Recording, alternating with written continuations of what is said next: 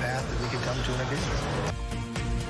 Coming up next on Scripps News Live, negotiations still ongoing in Washington as the U.S. nears a default on its debt. Where things stand today. When our countries stand together, we stand stronger. And I believe the whole world is safer when we do. President Biden praising the ties between Japan and the United States. More from his shorter than expected G7 summit trip.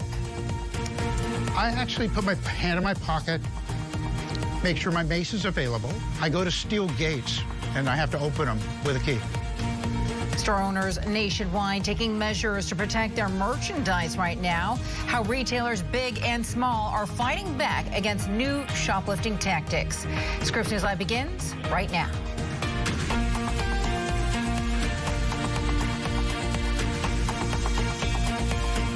Welcome to Scripps News Live. I'm Veronica De La Cruz. Great to see you today. It's now 3 p.m. in the East and noon out west. Right now, lawmakers are still trying to come to an agreement on the debt ceiling. All of this as President Biden holds meetings in Japan ahead of the G7 summit.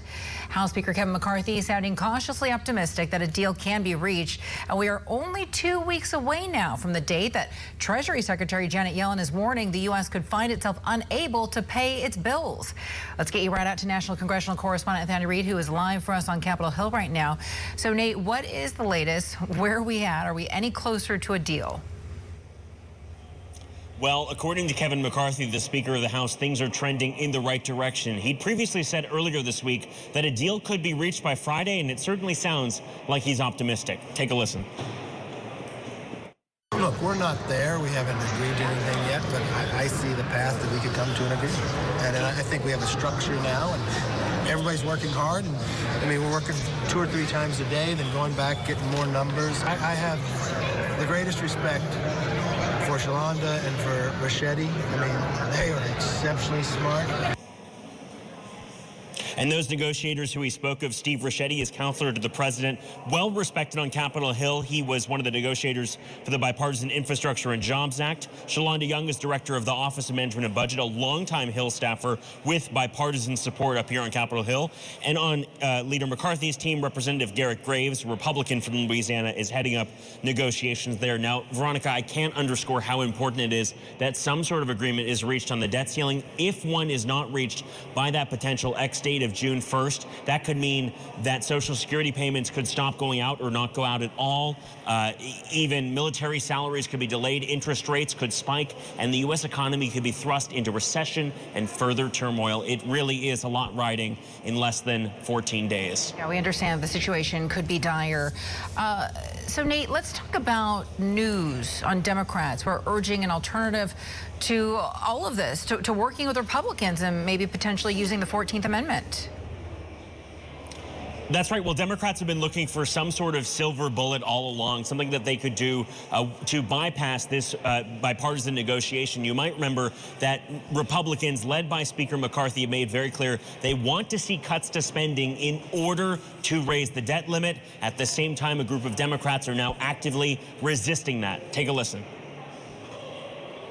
We're saying to the president, if the bottom line is that the only deal to be had that McCarthy will sign on to is one in which ordinary families are savaged and in which the economy is flooded with fossil fuels, that is unacceptable. And in that letter, 11 Democratic senators writing, quote, while we cannot default on our debt, we also cannot allow the destructive Republican budget to be implemented. We write to urgently request that you prepare to exercise your authority under the 14th Amendment of the Constitution, which clearly states, quote, the validity of the public debt of the United States shall not be questioned. And there have been Democrats arguing for weeks that President Biden has the authority to just prevent the U.S. from hitting the debt ceiling unilaterally. At the same time, there are questions as to whether that is a viable strategy. At this point, Democrats have largely said that the best path forward is going to be those bipartisan negotiations up here on Capitol Hill to reach some sort of solution and raise the debt limit. But the time is really running out, Veronica. All right, Nathaniel Reed on Capitol Hill. Nate, we appreciate it. Thank you. So President Biden is cutting his G7 trip short because of these debt negotiations. Now, earlier today, he met with Japanese Prime Minister Fumio Kishida. The White House is saying the president is looking at ways to strengthen America's alliance with Japan, and the two sides are also working to address matters of climate change, trade, and business. Japan's alliance with the United States is also key from a military standpoint. President Biden saying earlier that he is proud the two countries are in agreement concerning Russia's aggression against Ukraine. As you said back in January when you were at the White House, I think the quote is we face one of the most complex environments in recent history, security environments. And I couldn't agree with you more. And I'm proud that the United States and Japan are facing it together.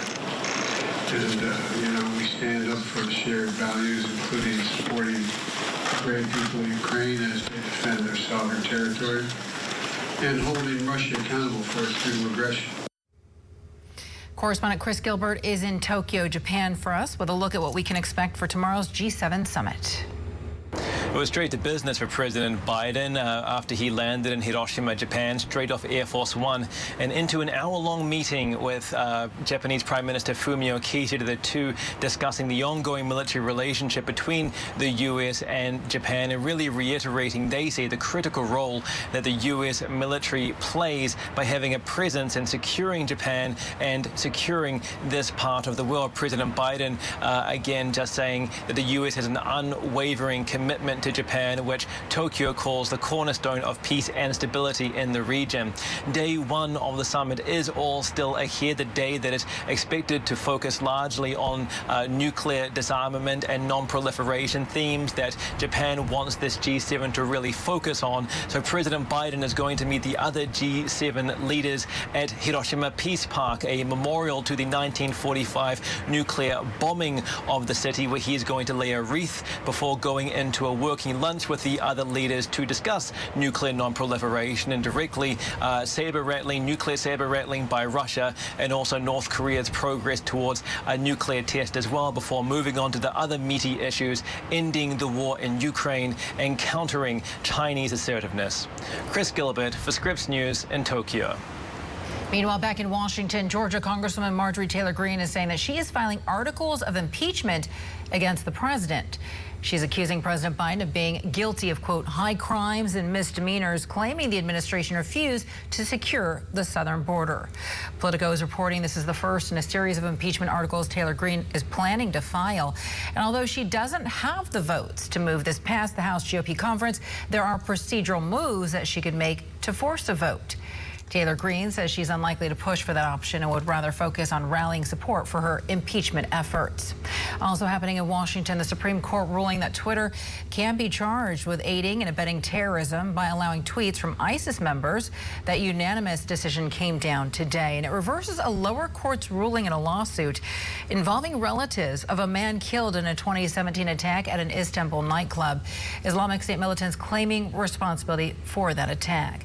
Now, the victim's family blamed Twitter for allowing the group to raise money, recruit members, and incite violence. The High Court also dismissed a closely watched case about social media content moderation involving Google. Well, Montana is now the first state in the country to approve a complete ban on TikTok. Governor Greg Gianforte signed a measure into law that is set to take effect in January. Under this new law, app stores could face fines of $10,000 a day every time someone downloads TikTok, but individual users wouldn't be facing fines. A Chinese tech company owns TikTok, which has triggered security concerns, and the governor says he wants to protect people's data from the Chinese government. But this new law is being met with pushback. The ACLU of Montana calling the ban unconstitutional, claiming it violates users' First Amendment free speech rights. And TikTok agrees, vowing to protect access to the app. Opponents of the ban are expected to challenge the law in court, and a judge could issue an injunction, meaning people can still download TikTok while this case proceeds. Scripps News correspondent Morris Sirianni explains the national implications that ban could bring.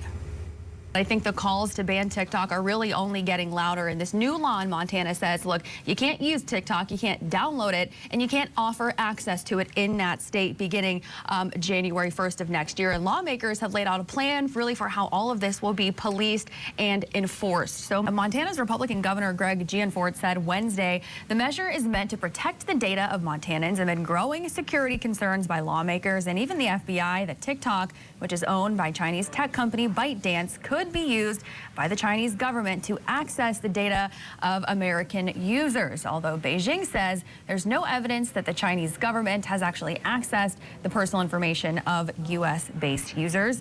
The new measure in Montana prohibits downloads of TikTok in that state and calls for fining Google and Apple's app stores $10,000 per day for each time someone is able to access the platform or download that app. Individual users, though, will not be fined, and the punishment here will really fall solely on TikTok and those app stores. A spokesperson for TikTok says the Montana ban, quote, infringes on people's First Amendment rights and says it will challenge the law in court. No surprise there. The ACLU of Montana also opposes the bill, arguing that it was an unconstitutional restriction of free speech. Now, in many ways, the Montana ban will serve as a trial run, kind of a dry run for TikTok Free America. That is something that many lawmakers on really both sides of the aisle have been pushing for.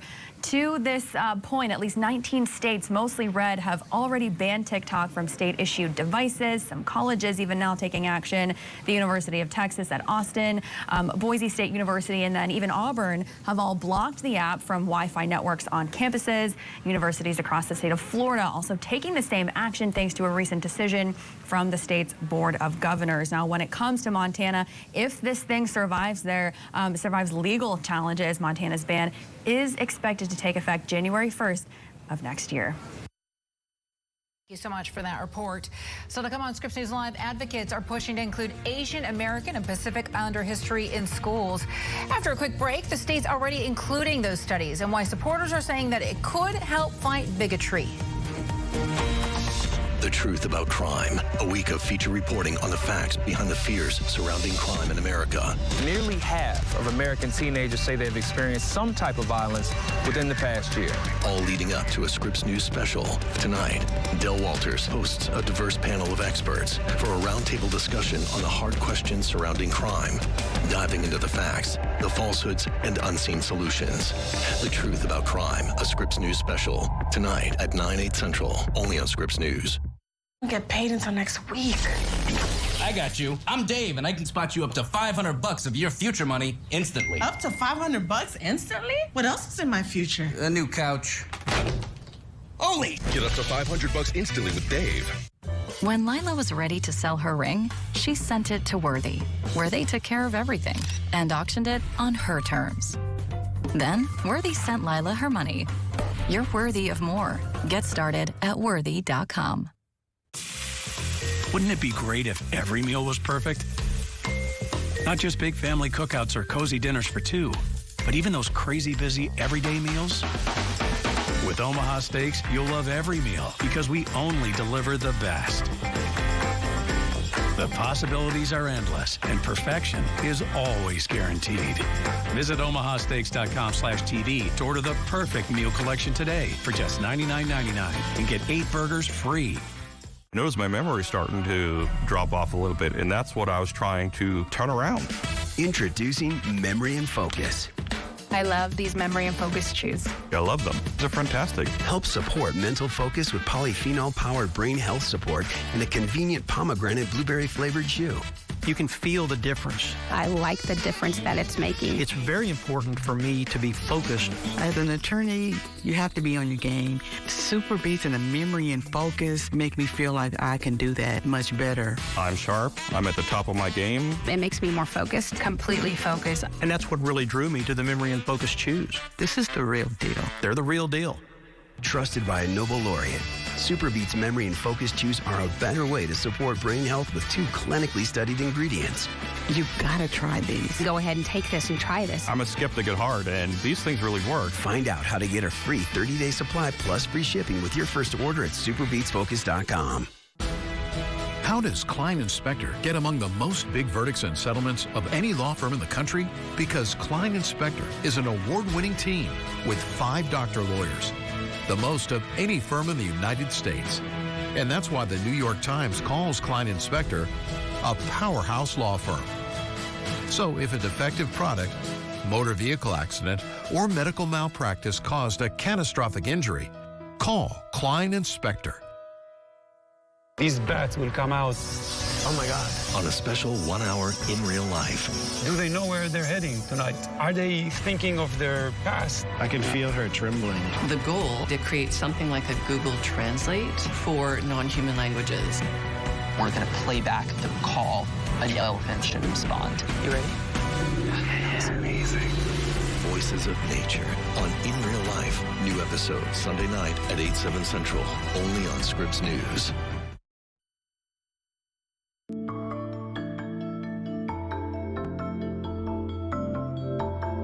According to a new study by the Asian American Foundation, 1 in 2 Asian Americans feels unsafe here in the United States. The report found the pandemic was partly to blame, but anti-Asian sentiment goes back generations. During this Asian American and Pacific Islander Heritage Month, we're looking at how advocates are fighting the bigotry starting in the classroom. Matt Pearl reports. We see movements at their apex. We rarely see them when they're a crayon in the hand of a cautious child. I was one of the only brown kids in my school. And when I would draw pictures of myself, I would draw myself with a peach crayon because I didn't want to emphasize my difference from other children. Decades later, Connie Alangovan saw those same peach-colored portraits at her children's school. They inspired her to type an email and start a movement. I wrote to the people in the Central New Jersey Asian American Reading Group that I was in on getting API curriculum in the New Jersey public schools.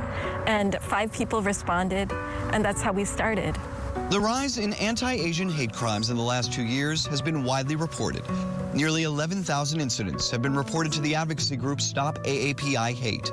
We hear far less about what's being done to stop it. Ilangovan sent her email in March 2021, the same month where a gunman in Atlanta walked into 3 Asian American spas and killed 8 people. Asian Americans are treated like perpetual foreigners, and actually we've helped build this country. What happened next is its own education on how change gets made. Ilangovan and her reading group wrote an open letter for AAPI studies in New Jersey public schools. They produced versions in multiple languages. In 2 months, they garnered 1,500 signatures. Fewer than 2% of teachers are Asian American. Ying Lu translated it to Chinese. It's not surprising you don't see them show up in the public space.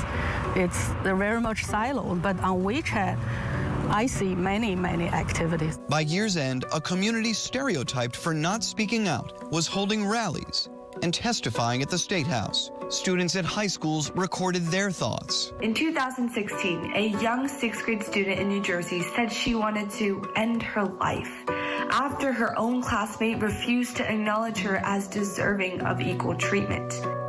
And that girl is me. People were telling us that it wasn't going to pass this year. They said, you know, you're going to have to wait a while, but that's good, you got started. You know, but we were very insistent that it needed to pass now because our kids were suffering now. In January 2022, New Jersey became the 2nd state after Illinois to sign into law an AAPI requirement into K-12 curriculum. They're only kids once, and we want them to feel safe. We want them to feel they belong. Oh, that's nice. We see the apex. We often don't see what comes next. Many who push for this curriculum fear it won't be enforced. They envision a long, drawn-out effort to ensure it is. But they also envision other states taking notice. Already, advocates in New Jersey have heard from those in Ohio and Florida, Pennsylvania and Georgia, and a handful of others. Seeds have been planted, as they once were in a cautious child holding a peach-colored crayon. This is us creating our belonging in this country. We were motivated for our kids, and we weren't going to stop. Now, Connecticut became the first state in the country to pass a state-funded mandate to teach Asian American and Pacific Islander studies in public schools. And that curriculum is set to roll out in 2025. Joining us now is William Tong. He is Connecticut's Attorney General and was one of the backers of this legislation. He joins us now live. Attorney General Tong, thank you so much for being with us today. Thanks for having me. Why is it important to mandate AAPI studies in schools? And on a personal level, what does the passage of this legislation mean to you? Well, I'm often asked what it means to be an Asian American in this country. And in this moment, and for a long time, it means being invisible, not being seen, being subjected to stereotypes of weakness, that we're quiet, that we're shy, that we're not leaders. And, you know, following my parents' example, who came here with nothing and fought every single day, you know, against enormous odds to make a life for themselves here in this country. They're anything but shy. They're full of courage and strength. And so we want to celebrate that in our curriculum so people know about the contributions of Asian Americans, like Jerry Yang, the entrepreneur and founder of Yahoo, like Maya Lin, the sculptor who developed the Vietnam Veterans Memorial. And then, of course, the legacy of hate, racism, and discrimination. Thank you for saying that this is nothing new in the intro. This has been around for a very long time, going way back, more than 100 years in our history, including one of the worst civil rights violations in our nation's history, the internment of Japanese Americans. And I want to talk more about that, Attorney General. What do you think students are missing right now about Asian American history that they may not know? What stories of historical AAPI significance will be included in this curriculum? Well, I think one of the problems is so many people come up to me and they say, Mr. Attorney General, I'm so sorry to hear about anti-Asian violence and hate. I can't believe that people are capable of such hatred and violence. And my response is, why can't you believe it? You can only not believe it if you don't know the history of Japanese internment or the Chinese Exclusion Act or the murder of Vincent Chin. These are huge events in our nation's history that I fear have been lost to history and aren't covered adequately in our nation's schools and in Connecticut schools, which is why it was so important to mandate that we teach Asian American and Pacific Islander history, because we can't address this problem if we don't know the source of the problem and that it's been around for a very long time and the nature of the problem. I agree with you on that. My mother is Filipino-Chinese, and she told me about the Philippine-American War, the genocide that occurred, and none of this is in U.S. history books. Attorney General, why was a law necessary to get these studies into schools? You know, again, because we're invisible, because Asian Americans and Pacific Islanders are perpetual foreigners. Stereotypes make us perpetual foreigners. And you know, one of your colleagues, Amara Walker, CNN correspondent, when she was attacked in New Orleans International Airport with racial epithets, she went on Twitter and she wrote that she's as full-blooded an American as anybody else. And what was really beautiful about her statement was she said, I'm as American as Korean barbecue. And I've borrowed that and stolen that and said, I'm as American as pork fried rice and egg rolls, and I'm as American as everybody else. And it's so important that we teach that in our schools, that our history in this country, what we've done in our communities, our contributions are long-standing. They're deeply rooted in America's history. Chinese American fought on behalf of the Union from Connecticut in the U.S. Civil War. His name was Joseph Pierce, and I bet people don't know that history or are surprised to hear it. Now, I want to ask you a little bit more about the curriculum, about the legislation. I know that you backed this bill, but there was actually bipartisan support for this bill. Was that surprising to you at all? No, not surprising in Connecticut. We had Asian American and Pacific Islander legislators on both sides of the aisle. We have allies in all communities here in Connecticut, not just communities of color and minority communities, but people from diverse religious backgrounds, people in the LGBTQ plus community, women's activists, people who understood how important it was to teach this history, and that not teaching the history and that not dealing with stereotypes, especially stereotypes of weakness, led to the murders of 6 Asian American women in Georgia. It makes people unsafe, not knowing history, not knowing who they are, not knowing that they're not foreigners, that they're Americans, every bit as much Americans as everybody else. If people don't get that, don't believe it, don't feel it viscerally, that makes people unsafe and puts us at risk. Yeah, you raised so many good points. I know the curriculum is set to roll out in 2025, and it really can't come soon enough. Connecticut Attorney General William Tong, thank you so much for stopping by today. We appreciate it. Thanks, Veronica. Well, Florida Governor Ron DeSantis has signed a series of new measures targeting the LGBTQ community. The legislation includes a ban on gender-affirming care for kids 18 and younger. It expands a ban on classroom lessons about sexual orientation, and it eliminates the use of pronouns in schools. It also prevents children from seeing drag shows and requires children to use restrooms that align with the gender assigned to them at birth. One of the new laws also allows prayers at high school sporting events. Here's Rochelle Lean with Scripps News Tampa with more on the state's new restrictions. Governor Ron DeSantis was showered with applause Wednesday as he signed several bills into law that he says allows our state to stand up for kids. We need to let our kids just be kids. And we have a very crazy age that we live in. There's a lot of nonsense that gets floated around. And what we've said in Florida is we are going to remain a refuge of sanity and a citadel of normalcy. And kids should have an upbringing that reflects that. But not everyone is clapping. So it is very much a coordinated attack against LGBTQ people. The folks with Equality Florida say all of these new laws are bad for the people of our state.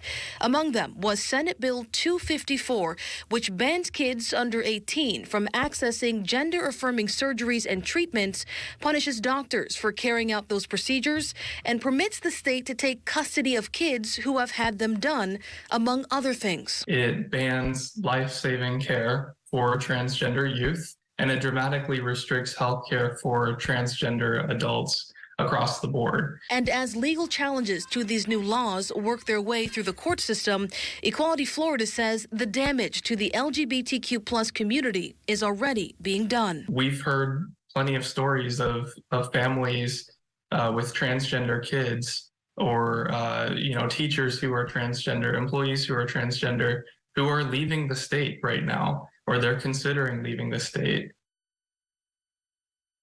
Rochelle Aline reporting for us from Florida. In the meantime, Governor DeSantis is expected to announce his run for president next week.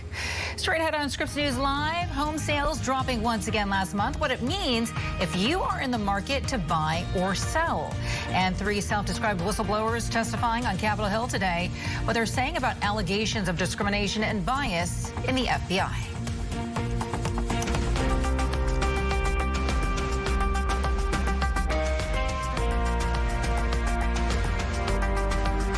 Do you spend hours maintaining your gutters? Save that time with LeafGuard's maintenance-free system. Call 1-833-2-GUTTERS. Mesh filters sit on top of your gutters, building up debris and eventually clogging. Then they need to be cleaned too. Honestly, your home should have been built with LeafGuard gutters. LeafGuard's wraparound hood deflects debris and keeps water away from your home. The one-piece seamless system is strong, 20% thicker than average, and built to last. Plus, LeafGuard is guaranteed to never clog for as long as you own your home. Right now, get a complete LeafGuard system for only $99 down, $99 a month, and $99 installation. You'll also receive a $100 Visa gift card with a free gutter inspection and in-home estimate. Damage from clogged gutters can cost you thousands. Never worry about clogged gutters again. Don't wait, you've still got time. Call 1-833-2-GUTTERS today. That's 1-833-2-GUTTERS. Attention firefighters, first responders, military base personnel, and airport workers, listen closely to this important legal announcement. Have you been exposed to chemical-based firefighting foam? If so, you may be entitled to a substantial cash award without going to court. For decades, aqueous film-forming foam, or AFFF, has been used to extinguish liquid fuel fires. A scientific study has now shown that the chemicals used to make AFFF are highly toxic to humans and can cause a significant risk of developing several types of cancer, including kidney, pancreatic, thyroid, prostate, bladder, testicular, liver, or non-Hodgkin's lymphoma. If you or a loved one are a firefighter, first responder, airport worker, or member of the military that has used firefighting foam and has been diagnosed with cancer, please call the Negligence Network to file your claim today. There's no fee unless we win your case. Call the Negligence Network to see if you're eligible for substantial compensation. Call 1-800-300-4858. That's 1-800-300-4858. If you're living with diabetes, This sound may save your life. Introducing the most accurate continuous glucose monitor available in America. This new monitor alerts you in real time to potential lows and harmful spikes without painful finger sticks. It's so easy to use, now approved for anyone over the age of 2 and proven to lower your A1C. If you administer insulin, you may qualify for a continuous glucose monitor at no cost to you. Call now. It could save your life.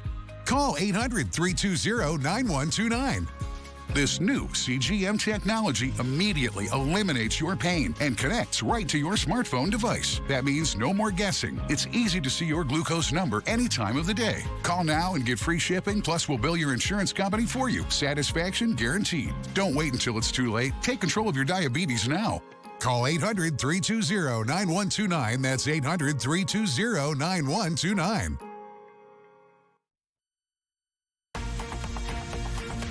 Hey there, welcome back to Scripps News Live. I'm Veronica De La Cruz. It is now 5:30 on this Thursday. Good to see you today. Here are some of the other stories that we're keeping an eye on for you right now. Overdose deaths in the United States hit a record high last year. It's all according to early data from the CDC, and the data shows almost 10,000 deaths or 110,000 deaths. And the CDC says it's higher than the deaths reported in 2021, but could suggest record figures are leveling off. They say that fentanyl is a major factor in these overdoses. The Biden administration rolling out a new program aiming to tackle homelessness. It's starting in cities like Chicago, Dallas, Los Angeles, Phoenix, and Seattle. The U.S. Interagency Council on Homelessness, federal agencies, local governments, and the state of California will all be working together on this issue. The All Inside initiative hopes to reduce homelessness by 25% in 2 years. And self-proclaimed FBI whistleblowers testifying to the House weaponization of the federal government subcommittee.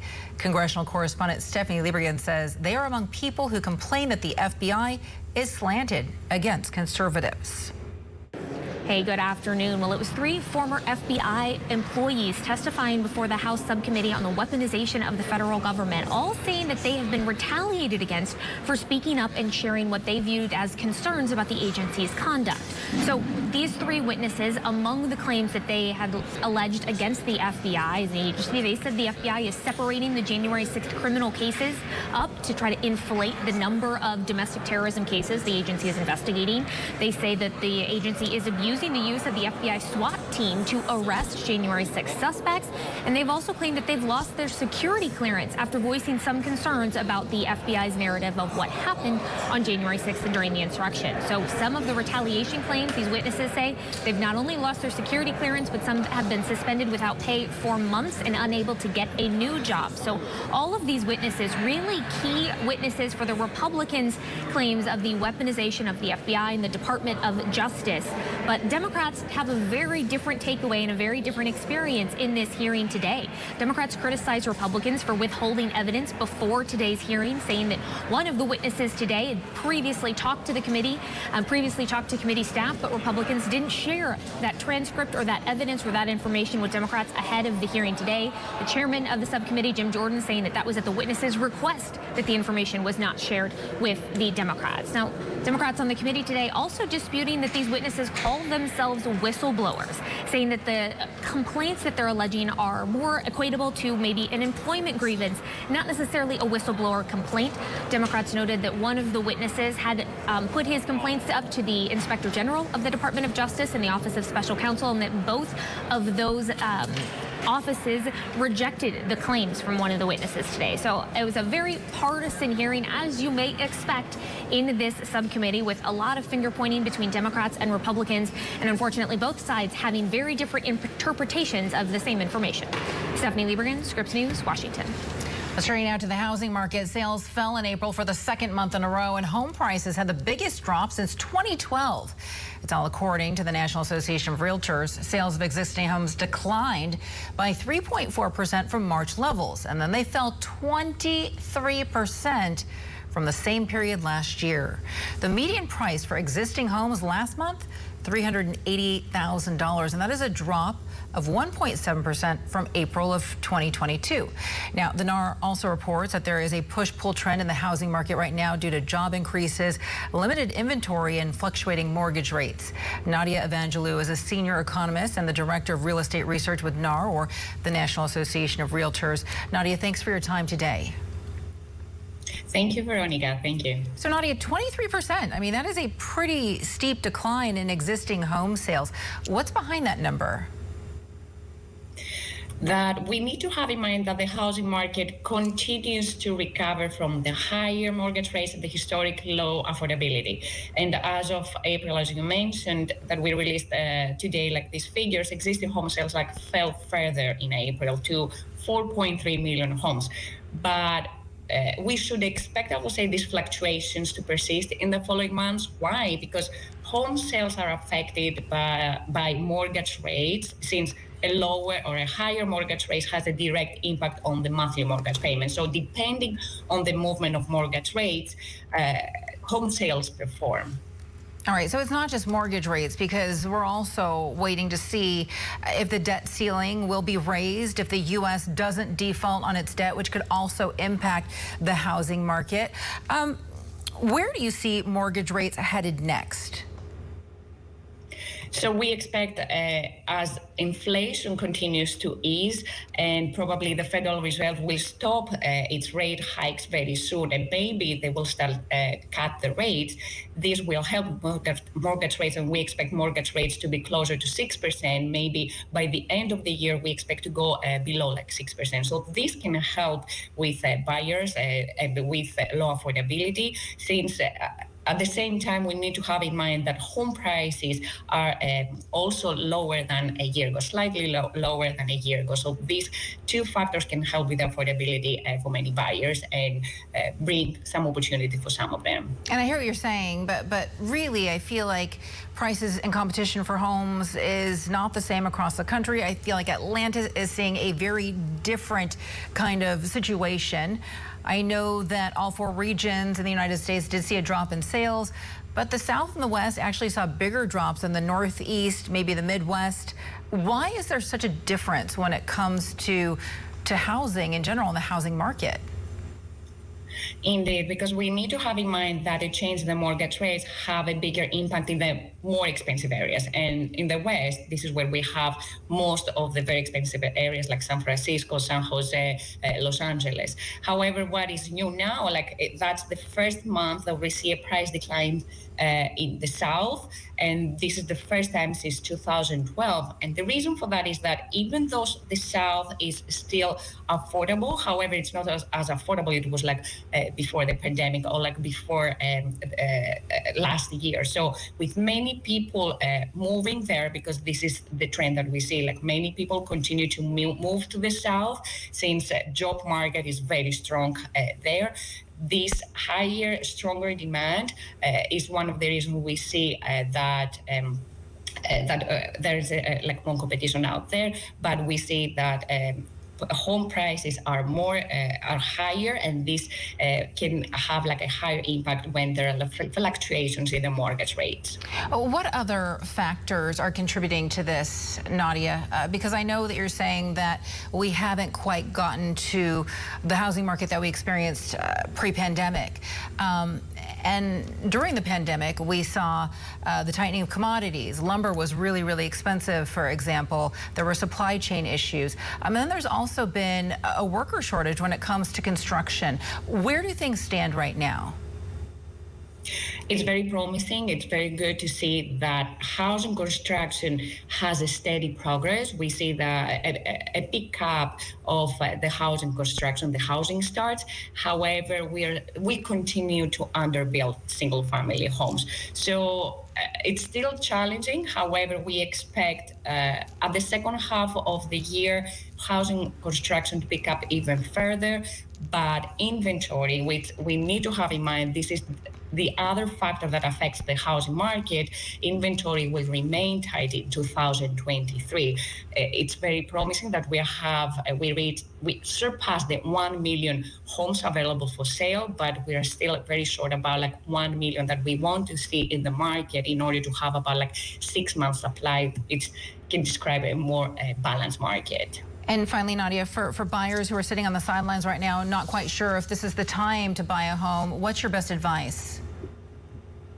I will say that, of course, like we are running the second quarter of the year, and many buyers wonder, they have this question, and there's certainly not a one-size-fits-all answer, but when we take a look at the facts, is that rates may be significantly higher than the previous year, but they're still considered historically low. And then also sellers continue to be willing to negotiate, as there's like still less competition than back like in April of 2021. There are about like 3 offers instead of 6 offers that we had like in April of 2021 per wholesale. And then inventory remains tight, but there are typically about 60% more new listings, usually during March and August than the rest of the year. So I will say that while mortgage rates may stabilize in the next couple of months, I will say that there will be like more opportunities for them out there. All right, a little bit of good news. All right, Nadia Evangelou is a senior economist with the National Association of Realtors. Nadia, thank you so much for your insight. We appreciate it. Thank you, Veronica. Bye-bye.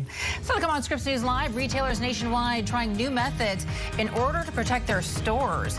Up next in our series, The Truth About Crime, we're going to take a hard look at shoplifting, why it's happening more and more, and what businesses have been doing to stop it. And we'd like to hear from you. You can always call us on our Scripps News viewer hotline. That number is 1-833-4-SCRIPPS. Again, that's toll-free, 1-833-472-7477. You can always share your comments and your story ideas with us at any time. Al, did you make that call? Honey, we already have Medicare. Why do I need to call?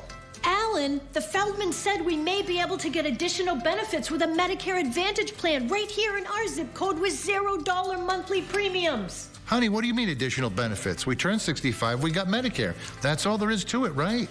I'm talking about Medicare Part C, commonly called Medicare Advantage. We have traditional Medicare, which is only Medicare Parts A and B, but not Part C. Wait. So not everyone on Medicare is a Part C plan? No, that's why we need to call, because there may be plans available with additional benefits that aren't covered under Medicare Parts A and B. We don't have a Medicare Part C plan which covers everything in Part A and Part B, plus extra benefits in Medicare Part C. What kind of extra benefits? There are great plans that may be available with extra benefits like dental, vision, and hearing. Did you say dental? Yes, dental. Medicare Part C plans could include dental benefits that help cover routine dental exams and teeth cleanings, plus dental x-rays, fillings, gum disease treatment, and dentures. We need that. I'm calling.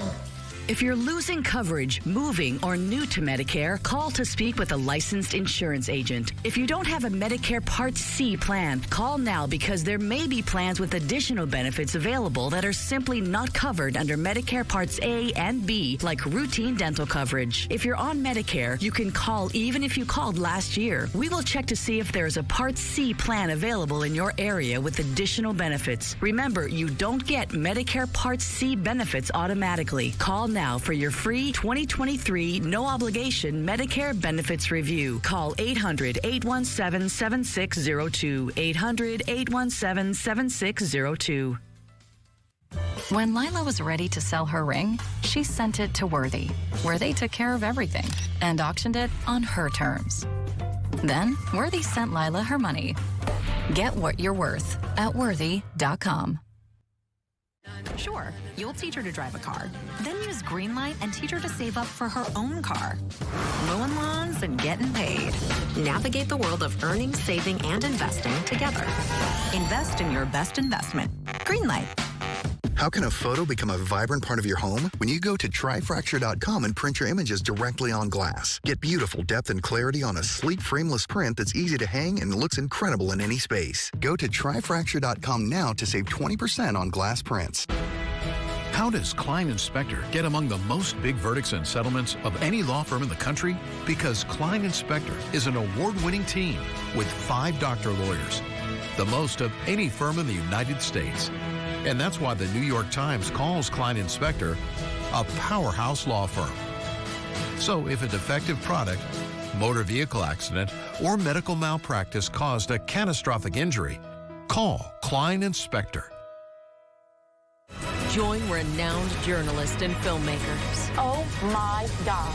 For news stories every week. What else do we have to take? Scripps News Showcase. Sunday nights at 9/8 Central on Scripps News.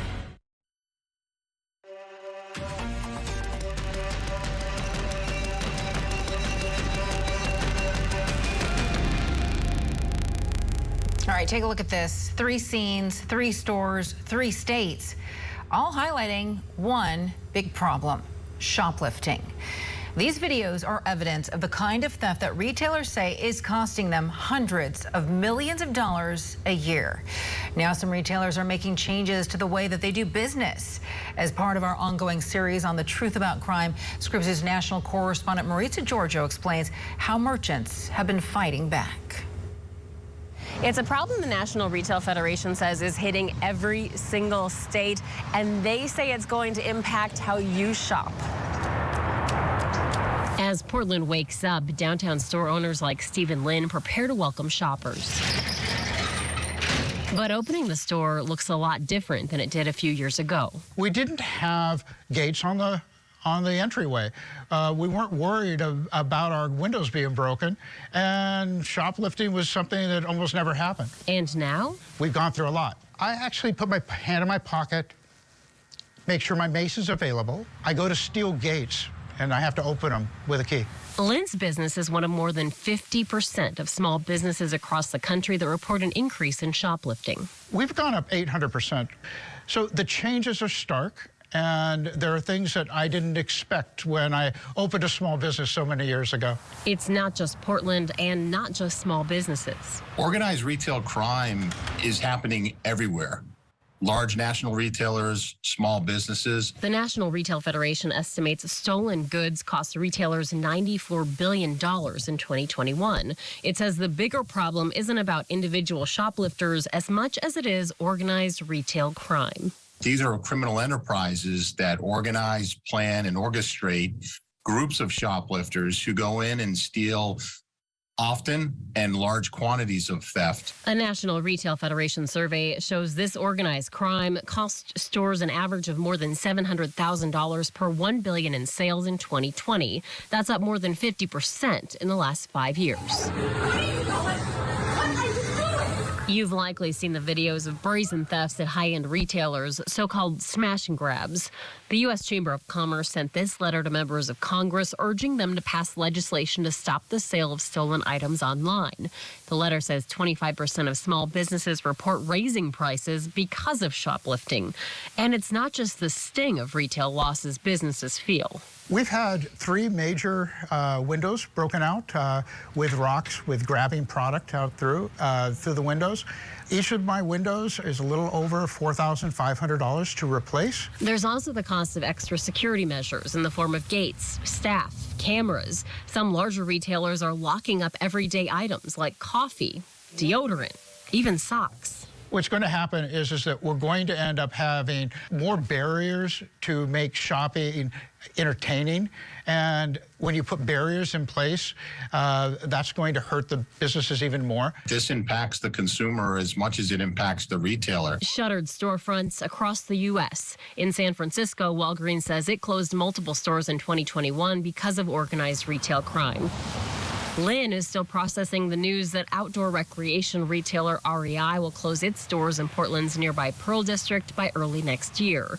In a letter sent to customers, REI leadership says last year, the Portland store had its highest number of break-ins and thefts in 2 decades, despite actions to provide extra security. There are a lot of factors that have contributed to this over the past several years. Some point to inflation, saying the value of goods stolen is higher.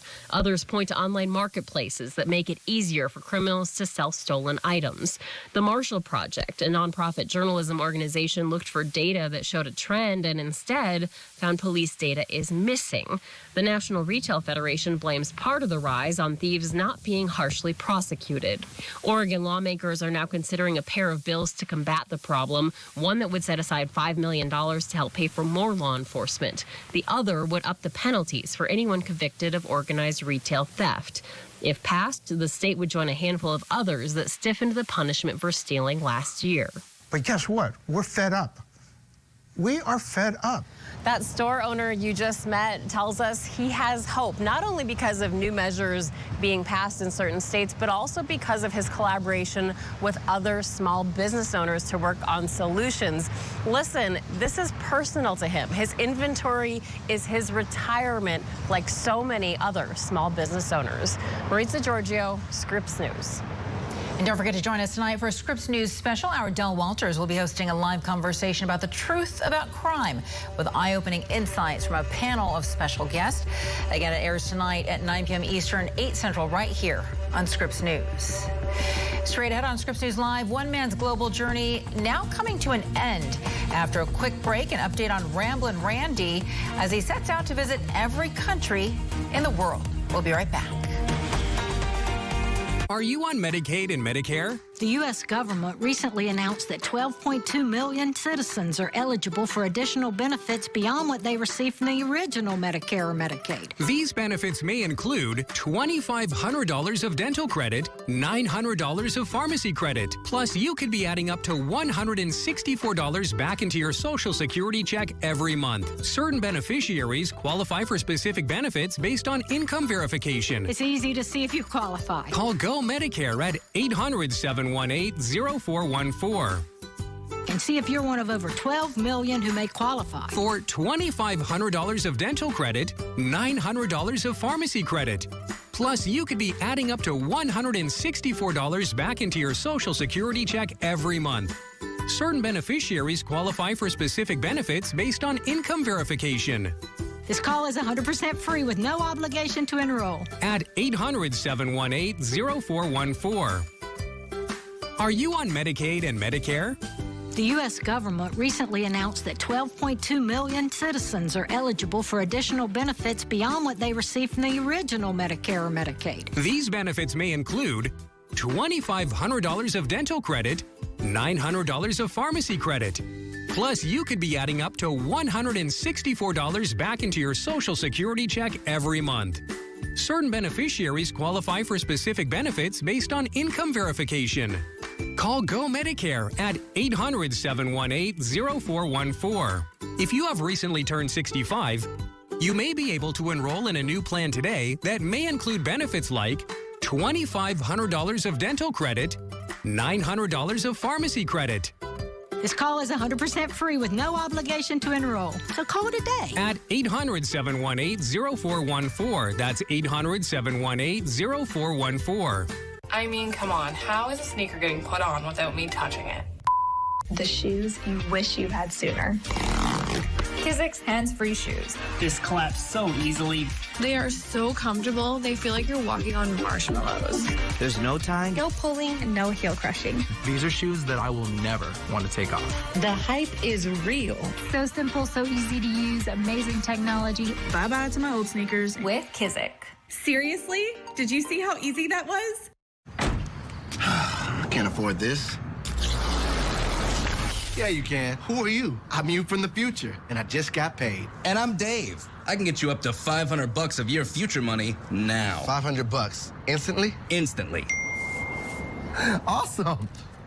And why are we naked? Oh, after this, you're gonna check into a nudist resort. They have free Wi-Fi. Mm-hmm, and volleyball. Cool. Download Dave and get up to $500 instantly. No interest, no credit check. Most people have a bucket list of places that they want to visit.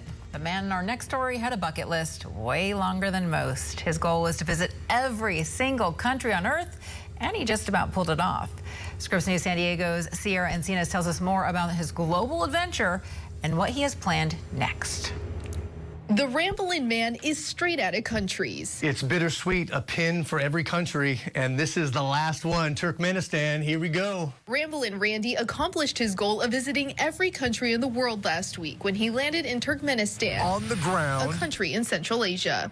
Turkmenistan is one of the most mysterious countries on the planet, and it's one of the most restricted when it comes to visitors. So the only way you can visit Turkmenistan is through an approved tour company. It was so restricted he couldn't access social media whenever he wanted to, but he savored the moments abroad and snapped photos and videos to remember his last country to visit. And one of my favorite memories was stumbling into the city park at night and seeing this. Kids and adults doing what we do in America, just having fun. Just getting away from the daily stresses of life and the drama, whether it's work or family, and getting in the bumper cars and just letting loose. Randy also visited the Darvaza gas crater, or what's known as the Gates of Hell, and flipped through the country's newspaper. He says his travels have taught him to not only accept other cultures and embrace them, but to actually truly love them. You've been to every single country in the world. What's next? Well, when you run out of countries, you have to make your own. I bring you the People's Republic of Slowjamistan. It's my own country. I bought 11 acres near the Salton Sea, and I called it Slowjamistan. It's my country. I am the Sultan, and I invite you to come visit us. And you could even become a citizen. Oh, would I be citizen number 2? Maybe. That was Sierra Encinas there reporting from San Diego. We're getting a new look at the Titanic, and it is unlike anything that you've ever seen before. A team of deep-sea investigators used scans to show what the British passenger liner looked like in 2022. You can see both the front and the rear of the ship, and those split apart as the vessel sank 13,000 feet to the bottom of the North Atlantic Ocean back in 1912. These scans will help uncover more on the infamous disaster. And here's one for all you sauce lovers out there. It is a dipping sauce dispenser that lets you mix up your own creations. The Kraft Heinz Remix is just a prototype right now, but the company wants to see it up and running in some restaurants later on this year. The Remix has bases like ketchup, ranch, and barbecue sauce, and you can pick one of those and then add other flavors ranging from jalapeno to buffalo to mango. I don't know about that. The LA Dodgers are trying to manage a growing backlash over their annual Pride Night celebration this year. Lauren Magarino is up next. She's going to have that story for you. The news continues right here on Scripps News Live.